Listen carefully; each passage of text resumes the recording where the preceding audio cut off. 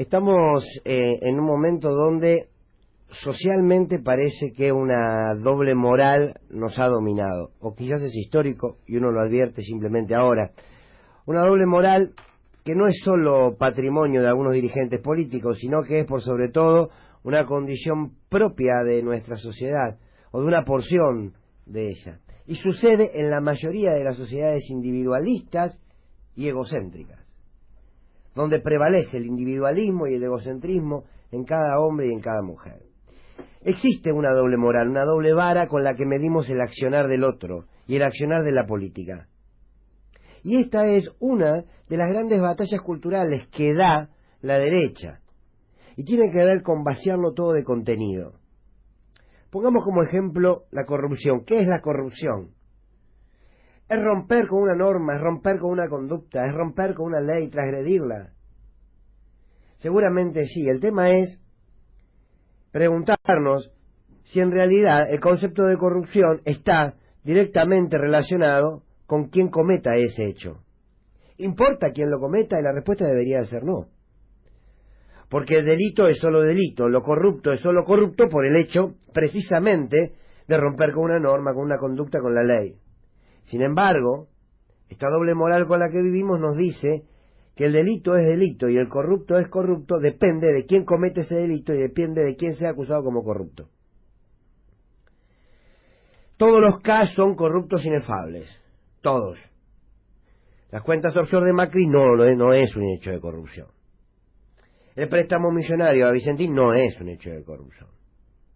¿Por qué? Porque el delito no es delito si es cometido por los agentes del poder que todo lo determina. Detrás de esto hay una sociedad que esto lo legitima, recostada sobre una doble moral espantosa. Porque los comportamientos no pueden ser aplaudibles o condenables en función de los actores de esos comportamientos. Si no, no son reglas sociales. El problema en todo caso es el comportamiento y no el sujeto que lo lleva adelante.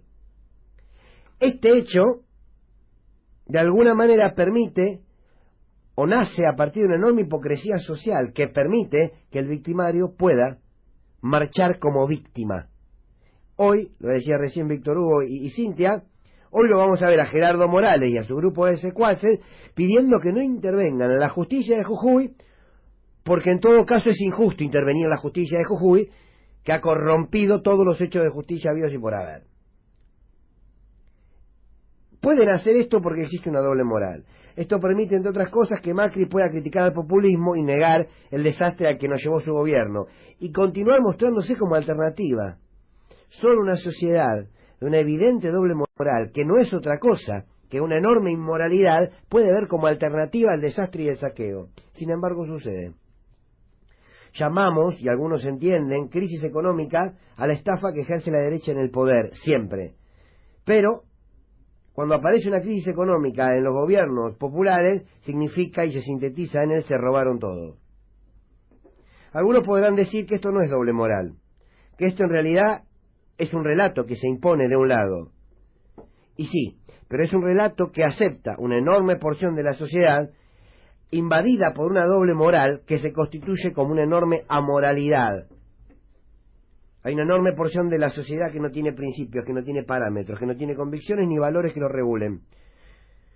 Otros podrán decir, bueno, todo esto al fin y al cabo no es una doble moral, sino que es ideología. Y claro que lo es, pero precisamente la ideología se construye y se constituye sobre un sujeto determinado. Por tanto, el modelo primero construye un sujeto vacío y vaciado de contenido para ideologizarlo en la moralidad. ¿Cómo puede ser que Adolfo Rustin, el ex secretario de Salud del gobierno de Mauricio Macri, critique al actual ministro Ginés por el coronavirus? ¿Con qué autoridad moral puede hacerlo después que quebraron el sistema de salud en la Argentina? ¿Con qué autoridad moral? Con ninguna. Sin embargo lo hacen. ¿Por qué? Porque precisamente son amorales. Debemos construir, es uno de los desafíos de estos tiempos, una moralidad social. Debemos construir una moral y una ética social que se pare sobre una profunda mirada de la humanidad, que recupere al ser humano como centralidad de la política, de la economía, de la cultura. Una moralidad que se edifique no desde una norma impuesta, sino precisamente que se piense desde la libertad y que se exprese de las minorías y las mayorías desde la pluralidad y la diversidad. Necesitamos construir una ética social en donde nadie pueda aceptar que un pibe pase hambre y donde nadie puede aceptar que un trabajador sea explotado y mal pago. Una ética y una moral que se recueste sobre un piso de derechos que nadie pueda tocar, más allá de quien gobierne.